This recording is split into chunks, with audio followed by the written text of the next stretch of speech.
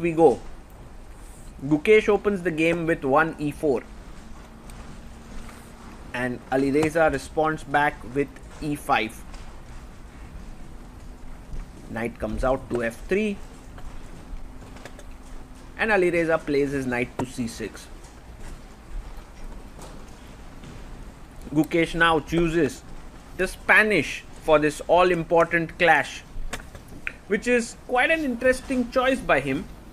And he doesn't go for the Italian, rather the Spanish.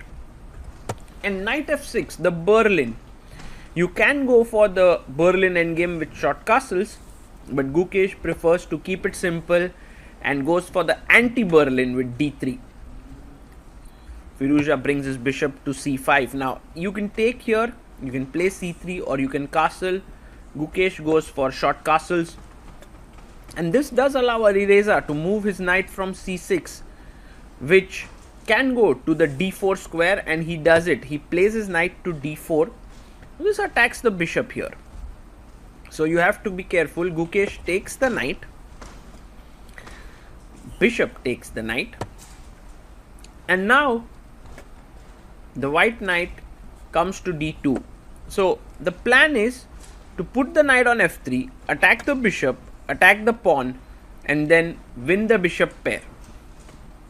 Alireza pushes the bishop away. He plays his pawn to c6. And now the bishop comes back to c4 on the long diagonal. You can see Gukesh's time is still 1 hour 59 minutes, while Alireza has 1 hour 56 minutes. Pawn comes up to d6, and so he has a nice center now. And Gukesh pushes the bishop away. The bishop is going to drop back to the b6 square, exactly. And Gukesh brings the bishop back to b3. So we have a very symmetrical position here. If black castles and I go knight f3, it's 100% symmetry. But first, Alireza plays a5. And he has plans of a4 at the right time. So Gukesh has to remain careful there. Knight comes out to c4, attacking the bishop. And now Alireza saves the bishop by going to a7. Gukesh has 1 hour 50 minutes here and thinks for a massive 20 minutes and then plays knight e3, which is perhaps not the best move in the position. Maybe Gukesh is angling for the knight to go to the f5 square, but for now Alireza simply castles, because he realizes that even if you jump here with the knight, black can take and push the pawn to d5. So that's the reason why Gukesh plays his queen to f3. And I think that's a good square for the queen, eyeing the f5 square. And now the pawn pushes forward to d5. So if you take here, then I can go a4, pushing the bishop away and then capturing it back. So he plays bishop c2. And Firouza now plays this very little move g6, preventing the knight from coming to f5. So very good play here by Alireza Firouza. And Gukesh plays his rook to e1, but black seems to be doing fine. Bishop e6. He takes the pawn in the center, and Firouza can take back in multiple ways, but he takes back with the pawn, the best move there. Now you want to move your knight away to attack the pawn here, but then knight g4 could become very risky, and so Gukesh plays this very little move h3, stopping any of the black pieces from coming to the g4 square. And now Firouza plays his rook to e8. Perhaps not the most accurate move, because the rook can get hit by the bishop coming to a4. And that's exactly what Gukesh does. He attacks the rook can't move up because queen takes f6, it's a free knight. Rook going back is not the smartest of ideas, and so Firouza pushes the pawn to e4. Gukesh takes the pawn on e4. And black can recapture now, yes. And you can go to f4. But I think Gukesh can also come back to e2. He comes back to e2, keeps his queen nicely positioned, and while white's position is very compact, you can see the structure here, black has extended his pawns, so he has weakened squares. Now after knight f1 you will see that the b5 square is weak, e4 square is slightly weak, the bishop could come here, dark squares are slightly weak. So while black has more space, also has more weaknesses. But I like how Firouza has put the queen on c7. He wants to put the bishop on c4. That is his idea. And that's the reason why Gukesh goes bishop b3, saying black that you cannot come to c4 anymore. And a4 played by Firouza. And I think Gukesh will happily trade on e6. He takes on e6. Rook takes on e6. How will Gukesh continue? Will he offer the trade of bishops? Yes, he does. Bishop e3. So we are seeing a lot of trades happening. But Alireza has a very good move here. He plays a3. Fantastic move, because the moment you push your b pawn, you're simply going to lose the c pawn here. The queen can chop it off. So a3 is a fantastic move. Gukesh now plays c4. And the point is that if you take here, he wants to take with the queen. And if you play queen takes c4, I'll take on b7. That's his idea, to just simply simplify the position. But Alireza goes knight h5. And that's the reason why Alireza is such an exciting player.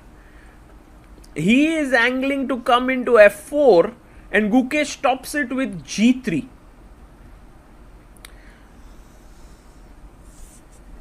And now he goes bishop c5. Wow. Very interesting play. In fact, Alireza is saying to Gukesh, fine, you can actually keep your structure intact. I don't even want to break it up. But in return, my pawn on a3 will be a monster. Also, look at this pawn chain here for black that black has now. Black is doing really well. Alireza has a great position. Gukesh takes. The queen will take now here. And f4 is on the cards. So I'm interested to see what is the move that Gukesh comes up with here. After queen takes c5. He brings his rook out to d1. And if you play f4 here, maybe queen g4 is what Gukesh is banking on. And actually Firouza can play f4. He goes rook f8. He plays his rook to the f8 square. And I think he just is angling for this f4 break. Gukesh asks the black queen to leave that very important square. Queen comes back to e7. And while the f4 move starts to get very, very nasty and dangerous for black, I think Gukesh himself plays f4. 31 moves have been completed. 9 more moves to make. 19 minutes to Gukesh, 18 minutes to Firouza. Now you have to go back with the knight. You can't take en passant because you simply lose the rook. So that's the reason why knight e6 is played. Knight f6 is played. And now Gukesh comes back with the rook. Why is this position so double-edged? The reason for it is that, wow, Alireza goes g5. The reason is that this knight which Gukesh has played is such a beautifully placed piece. Because knights are the best blockaders of the passed pawn, and the knight is placed there. It attacks the pawn on f5. It threatens to come to the d5 square. And when Alireza takes on f4, pawn takes pawn. Yes, the f4 square, f4 pawn is weak, but so is the f5 square. And don't forget, I have an extra pawn on the queen side. Queen f7 played here. And, well, you can't really go and take this because after knight h5, black is winning here. So that's the reason why he goes king h2. The best move in the position. And now knight h5 played by Alireza attacking the f4 pawn. That pawn needs to be protected, so the queen comes into f2 and defends the pawn.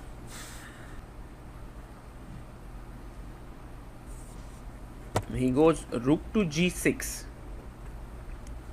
The rook is well positioned here on the g file. I'm interested to see what Gukesh does. Gukesh comes in and attacks the f5 pawn. So there's pressure down here. And I guess in order to defend it, he has to go back knight to g7. Yes, the knight comes back to g7. A good move, defending the f5 pawn. And now Gukesh goes rook d1. 38th move with 8 minutes left. Alireza has only 1 minute 38 seconds left to make 3 moves. So he needs to speed up a bit. He goes rook h6. 2 more moves to make with just a minute on the clock. Mistakes can happen in such a position. And Gukesh himself takes the open file. Rook g1. And will Alireza move his rook back to g6? He can actually also think about queen h5 to put pressure here on the h3 pawn. He goes rook g6, offering a trade of rooks.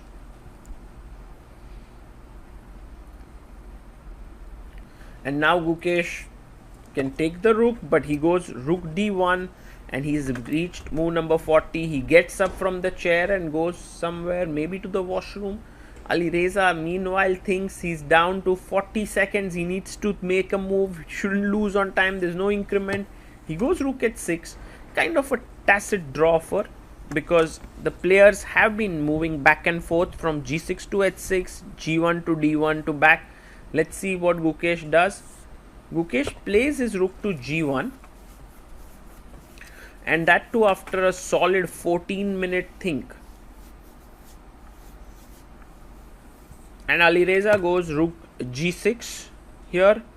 And if Gukesh now goes rook d1, maybe it's threefold repetition. But queen h4 has been played here. The queen is very active. And Alireza takes on g1. And as we discussed a few minutes ago, White's knight on e3 is an absolute champ, putting pressure on f5 and blockading the e4 passer. Alireza moves his king to h8. And now queen h6 might be a good move. But he goes king f2. Very, very calm. Very cool. Very good move. And now rook goes to g8. And this is the moment where I think Gukesh should play his queen to h6. It is a fantastic move. Keeping the pressure. The queen slowly moves in like the death. But queen g5 has been played. And here there's a small little trick, because knight e6 takes queen g7, gives lot of play like this. But instead Alireza makes a bad mistake. This is a very, very bad move by Alireza.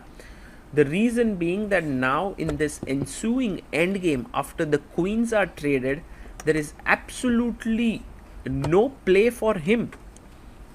In fact, it's only one-way traffic now with Gukesh pressing. He goes rook d6. He's attacking the g6 pawn. He wants to go to b6, attacks the b7 pawn. The rook comes to e8. And he's given up this pawn. Actually, Gukesh can simply take it, right? Maybe he has the idea of knight e6 then. And Gukesh chops off the pawn and tells Alireza, my friend, why are you giving me a free pawn? What's your plan? Alireza says, this is my plan. I'm attacking your f4 pawn. And in fact, now you can take this f5 pawn. Gukesh instead goes to d5. And here's a tricky line. You can go e3, because if I take, there is knight f8 discovered check. So you can take back and then knight takes f4. And black is still fighting. But instead Alireza goes knight d4. A very tricky move. And somewhere, you know, he has ideas like knight b3, a b3, rook a8 and try to push the pawn down the board. Could be there. But Gukesh simply goes rook b6 and he is calm and cool as a cucumber. He's attacking the b7 pawn. Maybe now rook b8 has to be played there, but Alireza goes knight to c2 and he tells Gukesh, I'm pushing here with e3.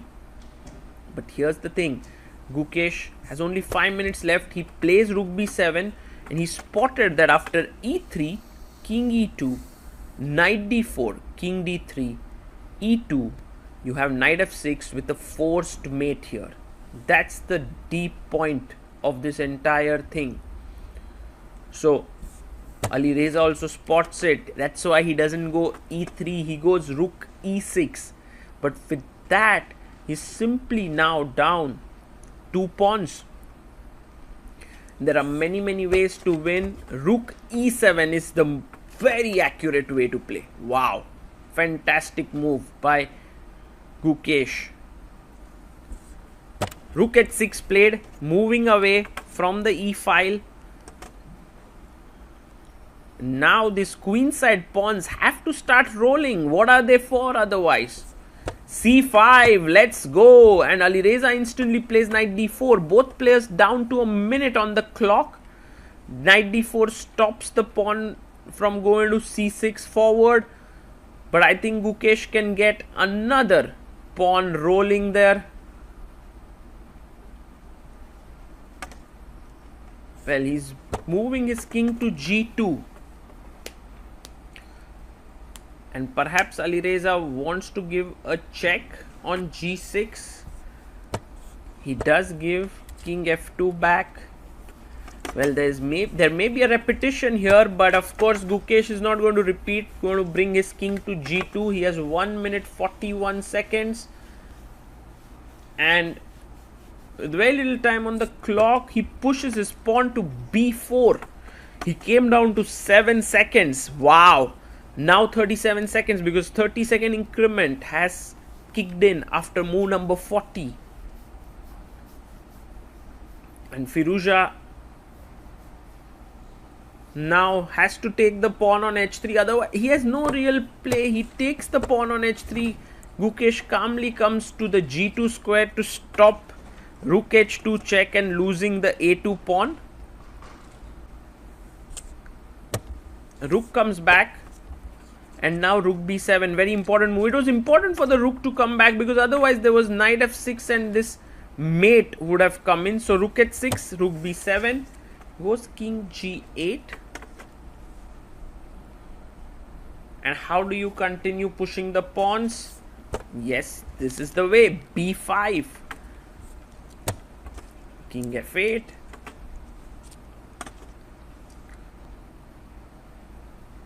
Now you can see Gukesh just making sure everything's fine. He pushes his pawn to b6. Excellent move. Pawns are rolling forward. 1 minute for Alireza Firouza. He goes rook g6 check. King comes to f2. Rook at 6. But I think this time you can allow the rook to come in and take this pawn, because I think you have rook c7, b7. And that's exactly what Gukesh does. He goes rook c7. Firouza now understands that he is in big trouble. Not just trouble, but big trouble. He goes for a check. And Gukesh plays his king up to g3, attacking the rook. If the rook takes on a2, there's b7 with a check and then a queen. And so this is all over. Alireza Firouza may have to simply resign the game. There's absolutely nothing he can do here. Gukesh has managed to play a brilliant game. Firouza resigns. Gukesh moves to sole lead at the FIDE candidate.